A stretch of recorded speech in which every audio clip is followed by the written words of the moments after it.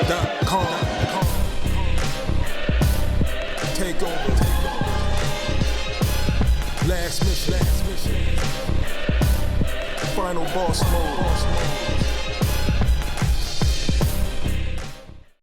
And there was one more fight this weekend.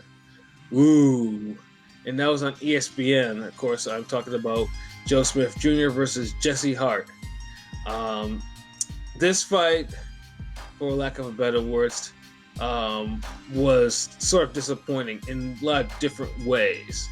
LB, why was this fight disappointing to you? It's like it had everything that you would want, like leading up to the fight. You had a little revenge plot, you had a story, crossroads fight down to the T, but somehow the action didn't transpire like that. One guy was trying to make it a fight, the other guy wasn't really trying to make it a fight. He was just, being skittish, sloppy, just moving around and throwing one uppercut or one punch at a time. So we didn't have a good fight like that. Was it the worst fight? No. Was it? It was decent, but nowhere near, because it was the most significant fight of the weekend. Right. And it was literally maybe just a little bit more entertaining than the Shields fight. Yeah, and that's because Joseph, Joseph also scored a knockdown too. Yeah. But yeah, I think the reason why it was so disappointing was in the build up too. I mean, Jesse Hart was talking major cash shit too. Like he wasn't he was like this, and he was telling Joe Smith, like you can't box, I'll knock you out, all this stuff. And Joe Smith is like, he's as cool as a cucumber. He's like, I said, you can try that, He's like, I'm not gonna run from you, and he was talking all this shit.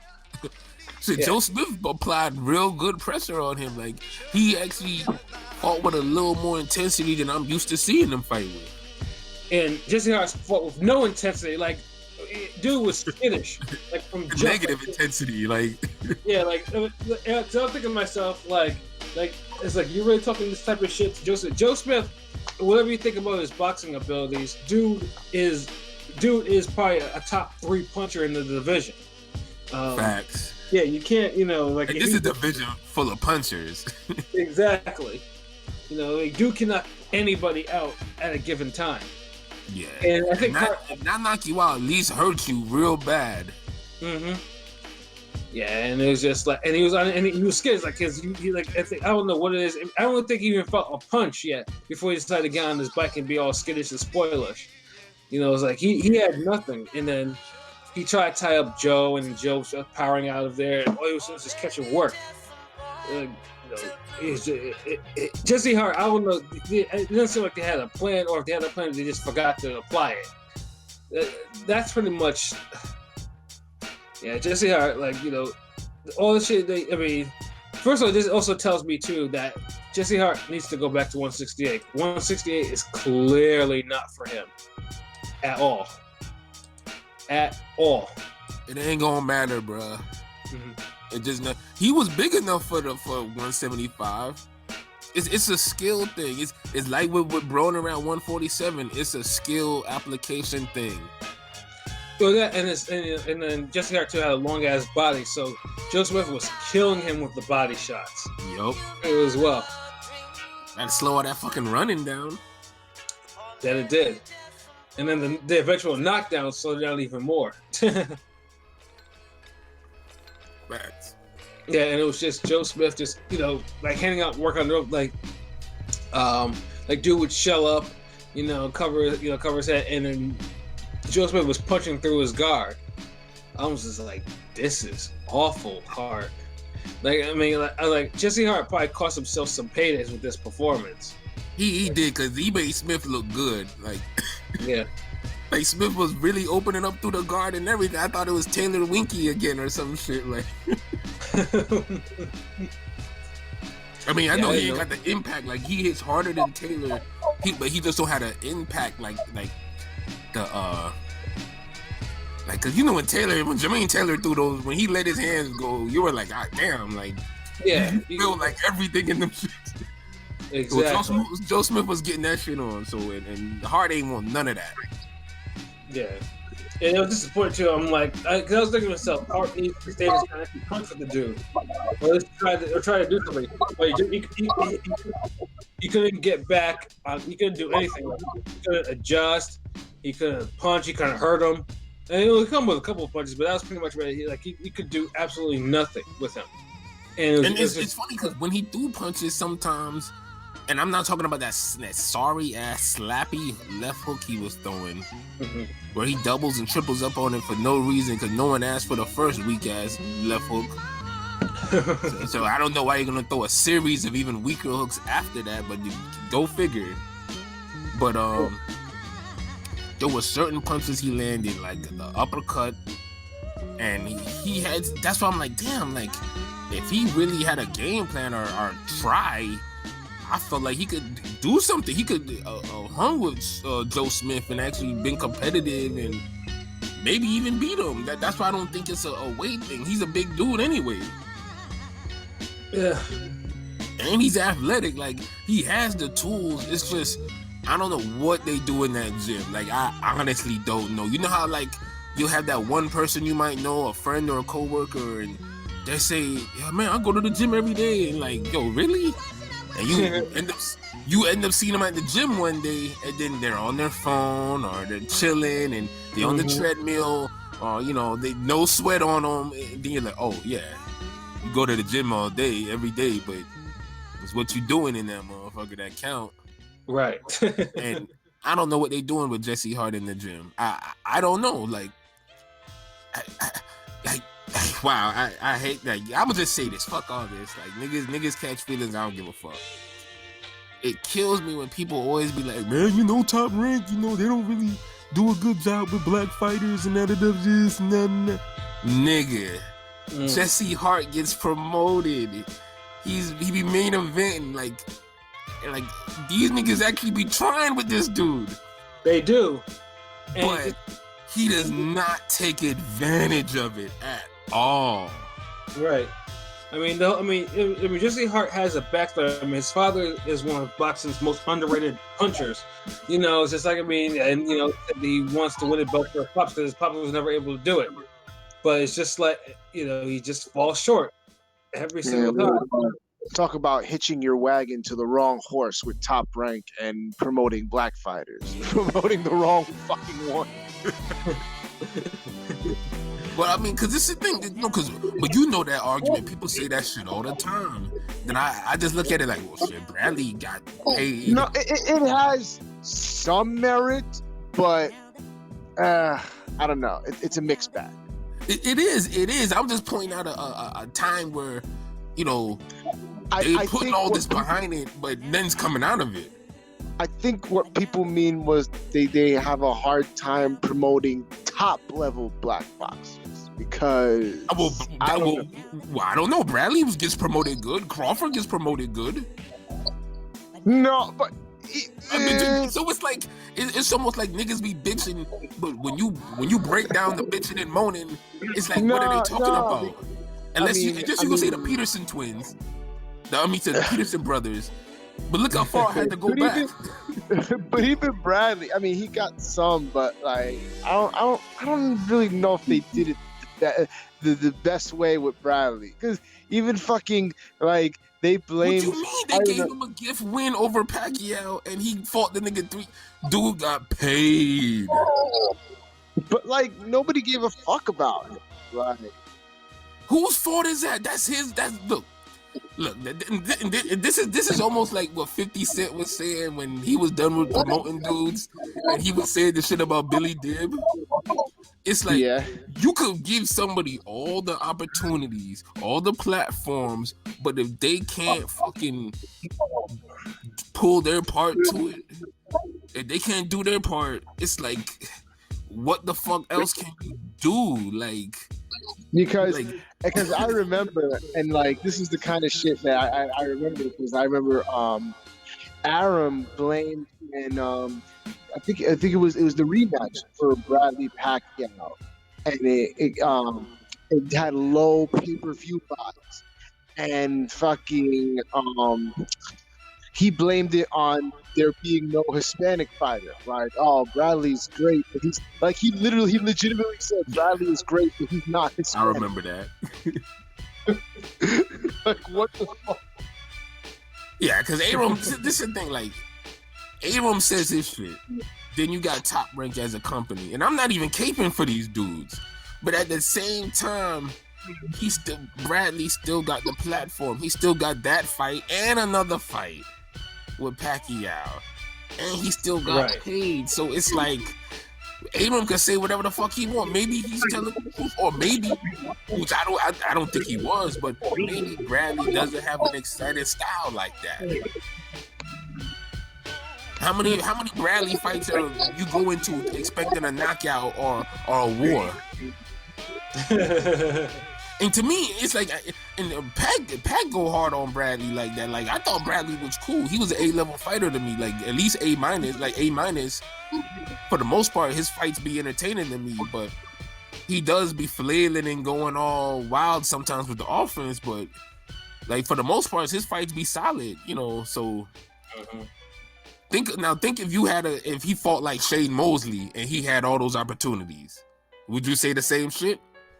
No, because the fights would end up differently and looking differently. So that's how I look at it. Like, and just to bring it back, that's what's happening with Hart. He's getting the platform, he's getting the fights, but he's not making the best out of it. Then you got a guy like Jamel Herring who making the best out of it. Right. And I'm pretty sure now that Hart was at the time was ranked number 3 for the WBO, and the WBO 175 title is vacated right now. So I'm pretty sure at this point he's gonna go down a couple of notches from there. He gotta fight his way up, and it's like 175 got too many killers to be fucking damn playing fight your way up and shit. Yeah, especially head for a slip up and shit.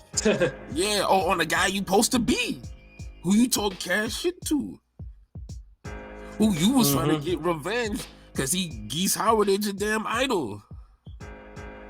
Yeah, no, it was just frustrating to see because you could tell that Hart resigned himself to catching an ass whooping. Yeah, it was sad. It wasn't even frustrating. It was sad at this point because I'm looking at it like, damn, it's like Hart. He has some heart in there, but not enough where he think he could win.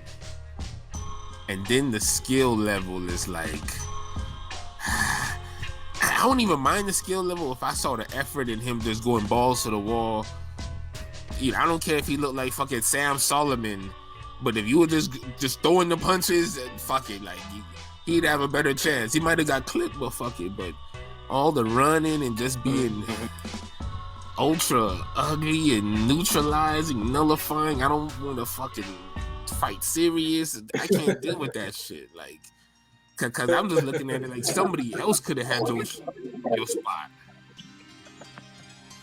This is true. Yeah. And that was my whole point with the whole, niggas be, people get on Top Rank about with the whole black fighters and shit. And, he one of the glaring examples of it, Yeah, we could say it's the wrong one, but at the end of the day, we talking about this one. So facts. Pure facts. It's disappointing. I mean, I'll first admit, like, every promoter ain't for everybody, But I don't think they've done him wrong, so far. I mean, maybe some back end shit, but at the end of the day, you gotta take all that shit and turn it into a good performance in the ring. Niggas could get at Edwin Valero for being out of his mind and crazy and shit, but at the end of the day, niggas still YouTube his fight. Yep. He still have memorable fights, the performances. He was a fucking world champion, so it is what it is, man. Everything else everything else could fail in boxing, but when it comes down to it, when you get in the ring, you gotta do what you gotta do. So that's all I'm saying. Like, Hart, get him off my TV, go back to the fucking gym, relearn the basics, I don't know if he need to switch trainer. Who is his trainer now? Like, shit, that's a good question. Who is his damn trainer? Let me do a quick look.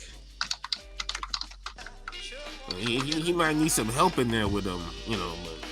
But I don't know.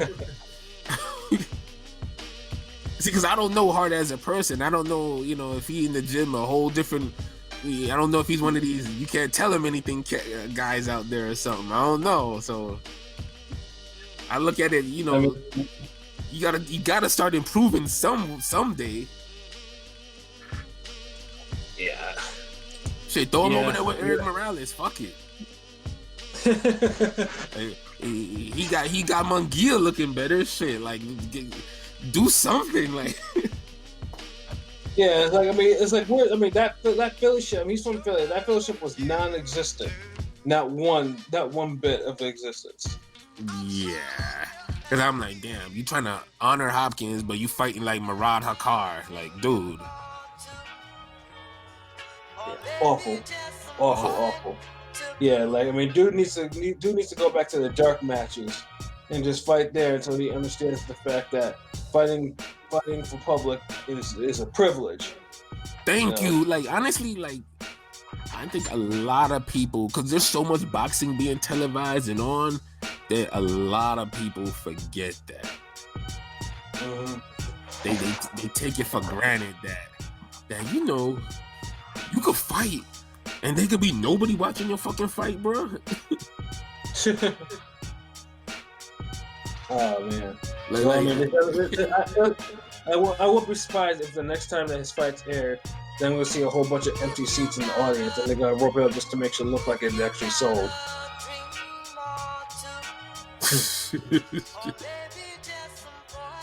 Oh man, gotta do something, man. Just yeah. You hate to see a talented fighter just not be able to take it over the hump for whatever reason, and it's all. But see, that's the thing. It's like I don't even see talent in Hart. Like he just looked like a guy who's been at the gym, been around boxers, and maybe he learned a little bit. But I don't know. I don't see the basic. He just looks so fundamentally bad to me, bruh. And he's not. And he's not. I don't know what it is. I think he might be. I mean, he's trained by his father, so it might be time to actually change all that. Oh wow! Like, bro, at this point, like, I don't know. It's like a part of me feels like he needs an offensive guy, or somebody who could put confidence in him, or somebody who could make him believe in his offense. I don't know if he need a Robert Garcia, a fucking, shit, maybe throw him over to Bomac. I don't know. Oh, maybe somebody from the Kronk, yeah. Sugar Hill, Freddie Roach. I don't know, man. Somebody. Yeah. Dude. Yeah, I mean, it's you can only go down. You can only go downwards from there. Yeah, rock bottom to me right now. I don't think he wants to be. I don't think he wants to turn into a career opponent, because that's you can kiss the high paydays goodbye. Yeah, he needed to look good against Joe Smith, and he, you know, especially when the last time we saw Joe Smith, you know, he lost like 9 rounds or something. So, yeah, you hate to see it, man. You hate to see it. You do, but it happens in boxing, the theater of the unexpected. Yeah. If you related to Hart or you cool with him and y'all hear this, no, it ain't no. It's just we can't pull punches on this shit, bro. Like somebody had to sit this dude down and let him realize the opportunity he's having, and he gotta start taking advantage of that shit. Like I don't know what's going on in this fucking gym with dude. Like, but he literally like the skill I see in his fights, like he looks straight up novice level. Like just so skittish. I mean, honestly, even saying novice is like, like he looks like ultra beginner at time. Yeah, like goddamn, like I don't know how low I'll be in Australia, man. I go any fucking lower, bro. Like shit, like I be in the great down under, nigga. Like sometimes you like it's almost like watching him box. It's like you know how like in video games, you know, there's beginner, not medium, hard. Well, it's like watching him sometimes. It's like playing on beginner, but actually giving the controller to your little brother who's never played. He's like, come on. Perfect. Like, how you messed that up? But hold on. But the thing is, in this case, your little brother sits down and watch you play every day. Yes, and then says, pass the sticks. And then when you pass the sticks, he doesn't know what to do with it. Because Jesse Hart looks like he's a guy that's been around boxing. Like, he has certain movements and the way certain things he do, mannerisms, shit. Like yeah, this guy been in a gym. He's been in a gym. But then he does other shit where it's like, this nigga ain't been in no fucking gym. So it's like... like he was like, he comes there and starts having fun out there. Yeah, like, it feels like, man, damn, he making me bring it back. Like, it feel like one of those, like, you go into the gym when you younger, and it's like the coach tell you to do something, then he goes and start training the pro fighter or whatever, or the hot amateur kid, and, you know, about 5 of y'all are left doing shit, you know, 4 of y'all take this shit serious, but you got that one goofy nigga that just start doing what he wants during the jumping jacks and, you know, the push-ups. He start doing the worm and shit and break dancing. Like he seemed like he was that kid. And then you turn around, he's like, oh yeah, he's shadow boxing again. Like, yeah, look at me, coach. He's like, oh damn, that's not bad, man. Yeah, see what I'm talking about when you practice? Then he walk away and then everybody's like, damn, coach, you gotta really like pay attention, boy. Like, this nigga trash. Oh god. Oh man, yeah. I think we've gone in on Joe Smith Jr. enough. Yeah, that's enough. But yo, we passionate about this shit, man. And like I said, there's people who would kill for this opportunity. Look, you know what? One more fucking thing. To break it to, just for y'all to think about it, to make it more realistic. Imagine where Boots' career would be at if he had all the opportunities fucking Jesse Hart had in the last 3 years. Yeah, let's trade places. Let's give Boots those opportunities because he's ready for them. You see what I'm saying? Dude, we'll be talking about okay, man, he gonna fight Spence next. we would already had the fucking Josito Lopez level fights, maybe Felix Diaz fight. We'd had all them other type of fights out the way. Mm-hmm. Maybe even a Sean Porter fight. Who knows? Facts. So that's all I'm saying. So one guy, you know, he's struggling to just get out there, and the other guy, he's struggling just to belong. My case is closed. Oh man, yeah, Joe Smith, man. You know, kudos to you for winning that fight, Jesse Hart. Well, we'll see you on the ESPN prelims. Oh no! You know what, Jesse Hart, you can still improve, but there's one person that night who did a worse job than you. The motherfucker who thought you won that shit. Yes. Take him off this earth. Fuck him. Yeah. Oh my god. Who was that? Who was that? Put that name on blast. Who was that motherfucker? Oh man, let me put that on blast. Yeah, we putting that on blast. Yeah, because when I heard split away from fights. Who? Yeah, when I heard split division, I was like, the fuck? And it's funny because I was texting my dude. I was like, yo, the Munguia fight starting. And so he's like, all right, switching it.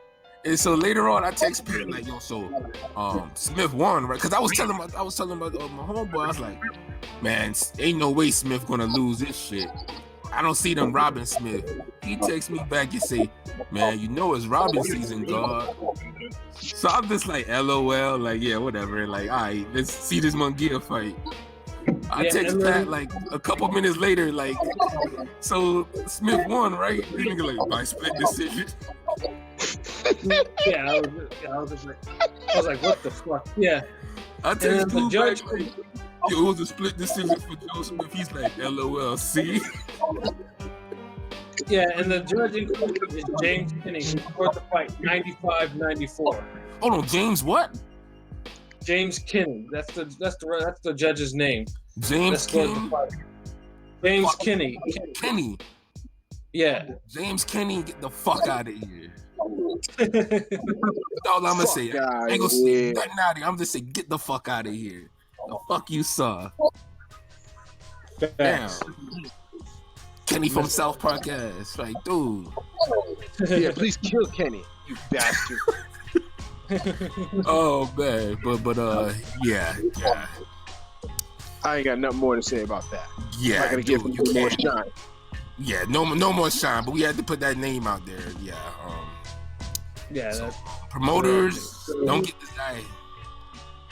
I mean, unless you got a guy that you don't think is gonna win the fight, then yeah, be my guest.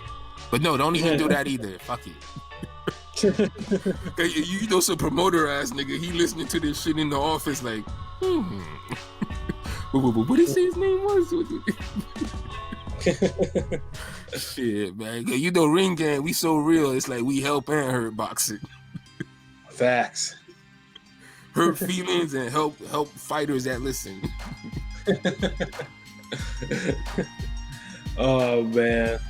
But yeah, you know, like I said, overall it was an interesting weekend of boxing, and you know, it's a different debut, you know, different way to kick off the boxing for 2020, and we look forward to the next fight. You know, the next fight's coming up, which there are some next weekend, which we will get into at a different time. But for now, does anyone have any final thoughts? LB, do you have any final thoughts? RingGangRadio.com in the building. Y'all make sure y'all subscribe to the YouTube channel. If y'all ain't following us on Twitter, oh yeah, you know, it's the soulboys.com. Got that back up, man. Y'all holla at me. You know, y'all hit the store and get the Soul Boys comics. The only comic that just blend boxing action scenes and shit with hip hop and, you know what I mean, a little swag, like, you know what I mean? Like, you know, the jokes and all that shit, and, you know, do shoulder rolling and countering with left hand. So, you know, I don't be plugging that. I say the Soul Wars, but I be focused on this Ring Gang shit. So I still do the little comic shit. So just yes, sir. Look out for that. In the Flow Hardest video. Shout out to Prolific for the visuals. And all the Spawn fans, y'all gotta check that out. Make sure y'all hit us up on Facebook, IG, all of that shit. And more articles on the way. We fucking Forgotten Fades. Go hit y'all niggas with Forgotten Podcasts. We gonna fucking bring up an old one and be like, damn, remember we said this bullshit? Like, damn, they really fighting now. Okay, that's what's up. But yeah. But other than that, Tunnel Gang album fucking coming soon. That shit is done. Y'all gonna get that shit. That's gonna kill it. Y'all want that real hip hop back, the soulful beats, all that shit. Tech Beats, Clanarchy, Key Soprano, hey. Dope. Shout outs to Big Room, whole Ring Gang squad, King P, Pat, DZ, Prolific, Clanarchy, PJ. I mean, we taking over. That's all we got to say. All I got to say, nigga. Word. Hey, do you have any final thoughts? You already know. I co-sign everything LB said. Ringgang.com. You already know. Real shit.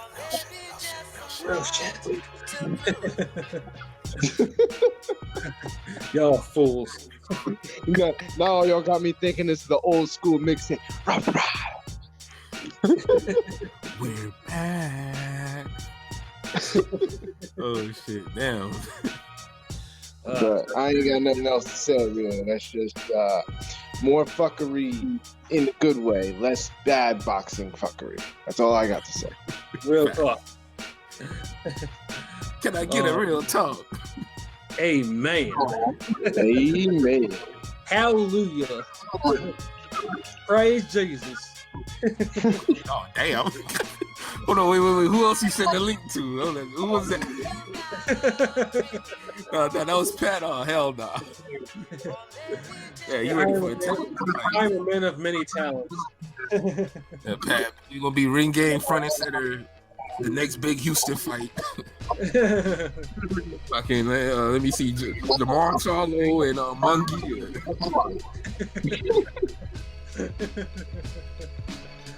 Oh man, but yeah. So my final thoughts. Thank you. To our new subscribers, both on YouTube and Twitter. I hope that you enjoyed the stuff that you've that you've been listening to, and you just continue to listen to it, and then make sure you tell your friends, you share it on your own social media and everything, because we work hard to bring you that shit that you want and need. Of course the website, just keep going to the website, leave your comments. We love engaging, all that shit, man. My final thoughts are brief. So for myself, Patscorpio, the New England representative, for LB, Shutterworth da Gawd, the GOAT artist, for King P, Bodega P, this has been another wonderful episode of Real Talk, where, as always, if shit's real, we talk about it. So until next time, peace.